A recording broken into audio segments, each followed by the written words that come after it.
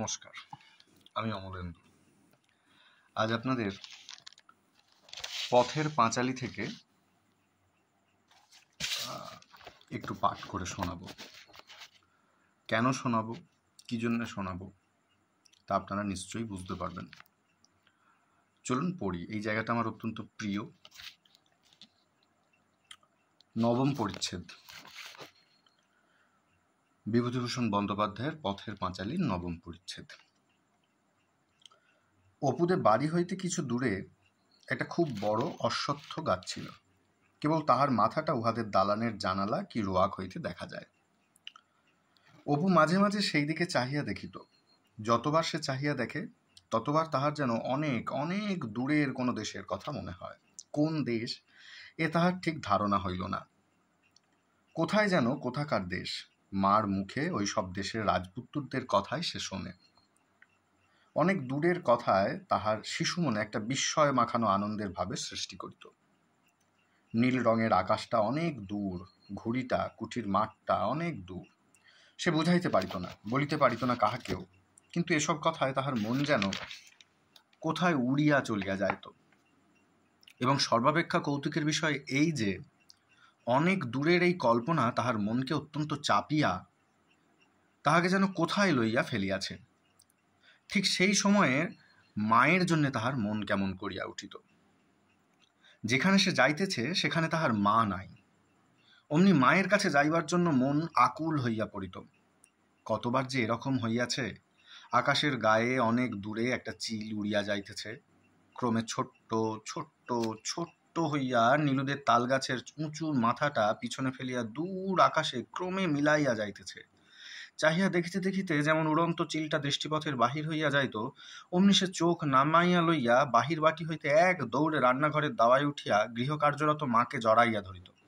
মা বলিত, দেখো দেখো ছেলের কাণ্ড দেখো, ছাড় ছাড়, দেখছিস শকরি হাত, ছাড়ো মানিক আমার, সোনা আমার, তোমার জন্য এই দেখো চিংড়ি মাছ ভাজছি, তুমি যে চিংড়ি মাছ ভালোবাসো, হ্যাঁ দুষ্টুমি করো না, ছাড়ো।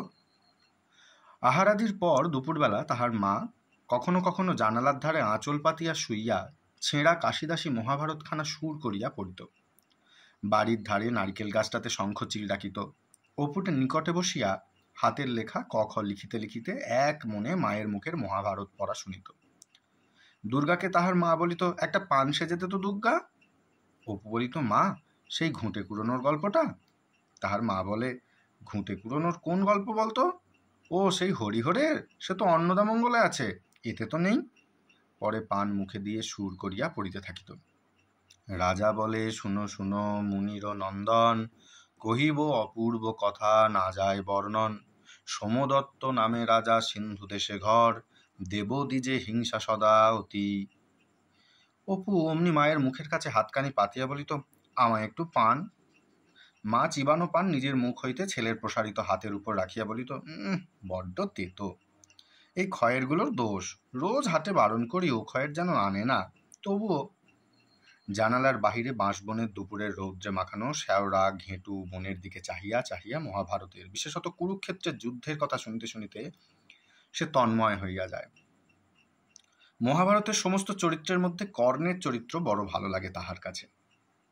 ইহার কারণ কর্ণের উপর তাহার কেমন একটা মমতা হয়। রথের চাকা মাটিতে পুঁতিয়া গিয়াছে, দুই হাত প্রাণপণে সেই চাকা মাটি হইতে টানিয়া তুলিবার চেষ্টা করিতেছেন। সেই নিরস্ত্র অসহায় বিপন্ন কর্ণের অনুরোধ মিনতি উপেক্ষা করিয়া অর্জুন তীর ছুড়িয়া তাহাকে মারিয়া ফেলিলেন। মায়ের মুখে এই অংশ শুনিতে শুনিতে দুঃখে অপুর শিশু হৃদয় পূর্ণ হইয়া উঠিত। চোখের জল বাগ মানিত না। চোখ ছাপাইয়া তাহার নরম তুলতুলে গাল বাহিয়া গড়াইয়া পড়িত। সঙ্গে সঙ্গে মানুষের দুঃখে চোখে জল পড়ার যে আনন্দ, তাহা তাহার মনোরাজ্যে নব অনুভূতির সজীবত্ব লইয়া পরিচিত হইতে লাগিল। জীবনপথের যেদিক মানুষের চোখের জলে, দীনতায়, মৃত্যুতে, আশাহত, ব্যর্থতায়, বেদনায় করুণ, পুরনো বইখানার ছেঁড়া পাতার ভরপুর গন্ধে, মায়ের মুখের মিষ্ট সুরে, রৌদ্রভরা দুপুরের মায়া অঙ্গুলি নির্দেশে তাহার শিশুদৃষ্টি অস্পষ্টভাবে সে পথের সন্ধান পাইত।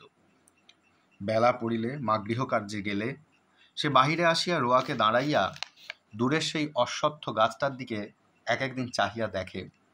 হয়তো কড়া চৈত্র বৈশাখের রৌদ্রে গাছটার মাথা ধোঁয়া ধোঁয়া অস্পষ্ট, নয়তো বিকেলের রাঙা রোদ অলসভাবে গাছটার মাথায় জড়াইয়া আছে। সকলের চেয়ে এই বৈকালের রাঙা রোদ মাখানো গাছটার দিকে চাহিয়ায় তাহার মন কেমন করিত। কর্ণ যেন ওই অশ্বত্থ গাছটার ওপারে আকাশের তলে অনেক দূরে কোথায় এখনো মাটি হইতে রথের চাকা দুই হাতে প্রাণপণে টানিয়া তুলিতেছে। রোজই তোলে, রোজই তোলে। মহাবীর, কিন্তু চিরদিনের কিপার পাত্র কর্ণ। বিজয়ী বীর অর্জুন নহে, যে রাজ্য পাইল, মান পাইল, রথের উপর হইতে বাণ ছুঁড়িয়া বিপন্ন শত্রুকে নাশ করিল।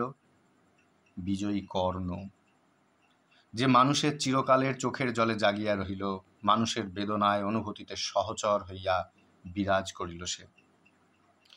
এইটুকু অংশ শুধুমাত্র পাঠ করিলাম। তো এই কর্ণ ভীষণ অসহায়। ছোটবেলায় মা নিজের লোকলজ্জার ভয়ে যাকে পরিত্যাগ করল। ছোট্ট হৃদয়ের অপুও তার কষ্টের সমব্যথী। প্রত্যেক দিনের এক অসম লড়াইয়ে কোন এক দূর অভিশাপের দ্বারা কর্ণ মাটিতে রথের চাকা বসিয়ে ফেলে। দুটি ঘটনা খুব সুন্দর।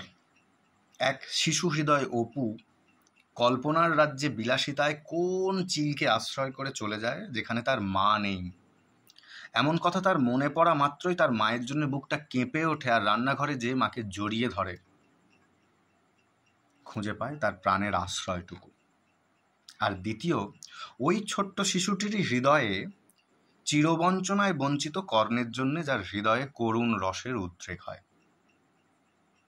আজকে গাজা, ইসরায়েল, বিধ্বংসী ধ্বংসের স্তূপ, যুদ্ধ চলছে। অনেক শিশুর ছিন্ন ভিন্ন লাশ দেখতে পাচ্ছি আমরা।